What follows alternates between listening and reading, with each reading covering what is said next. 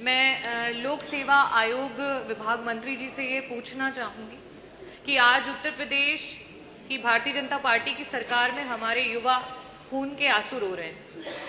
आदरणीय मंत्री जी, आज का हमारा युवा ना शादी कर पा रहा है, ना सो पा रहा है, न ठीक से रो पा रहा है।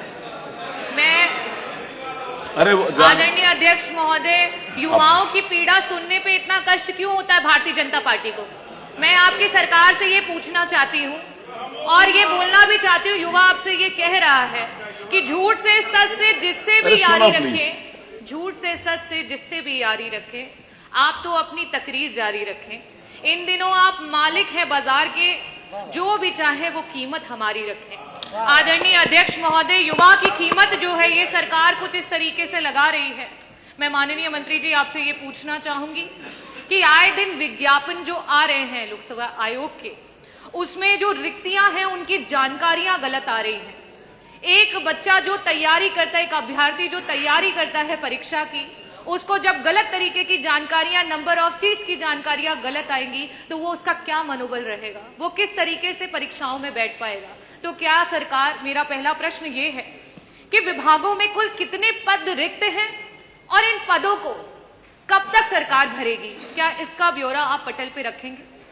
दूसरा मेरा प्रश्न आपसे ये है कि आए दिन परीक्षा का डेट निर्धारित होने से लेकर के आखिरी परीक्षा पहुंचने तक और उसके बाद चयनित होकर के कार्यरत होने तक 2 से 3 साल का समय एक युवा की जिंदगी से चला जा रहा है और इस प्रक्रिया में ना जाने कितने युवा हैं जो ओवर एज हो जा रहे हैं। उनकी उम्र जो है वो बढ़ती चली जा रही है, वो अगली परीक्षा के लिए अपना फॉर्म नहीं भर पा रहे हैं। प्रत्येक भेदभाव को किनार में करते हुए क्या उन युवाओं को आप जो है एज में सीमा को बढ़ाने का काम करेंगे? मेरा प्रश्न ये है आपसे। 2017 से लेकर अभी तक के जो बैकलॉग है सरकार पूरा नहीं कर पाई है, चाहे वो एससी हो, चाहे एसटी हो, चाहे ओबीसी हो। ना तो उन पदों का आंकड़ा या ब्यौरा दे पाई है और ना ही उनको भरने की कोई प्रक्रिया को पूरा कर पाई है।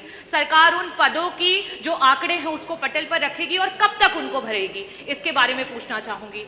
जिस तरीके से आपका यूपीएससी एग्जाम कराती है, पुरानी सरकार समाजवादी पार्टी में जिस तरीके से परीक्षाएं हो रही थी, उस समय आपका माइग्रेशन इन रिजर्वेशन लागू होता था।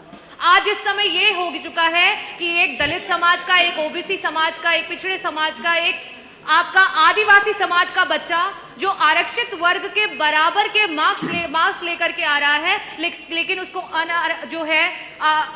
अनारक्षित वर्ग के मार्क्स को लेकर के आ रहा है, लेकिन उसको आरक्षित वर्ग में डाल दिया जा रहा है, जिसकी वजह से वो आगे की परीक्षाओं में नहीं बैठ पा रहा है।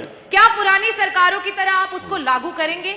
और मेरा लास्ट का, क्योंकि पारदर्शिता बहुत जरूरी है, इस समय नॉर्मलाइजेशन और स्केलिंग जो है वो खत्म हो चुकी है, अंक बच्चों के दिखाई नहीं पड़ रहे हैं। क्या सरकार इसको पारदर्शिता से लागू करेगी? बहुत बहुत आभार।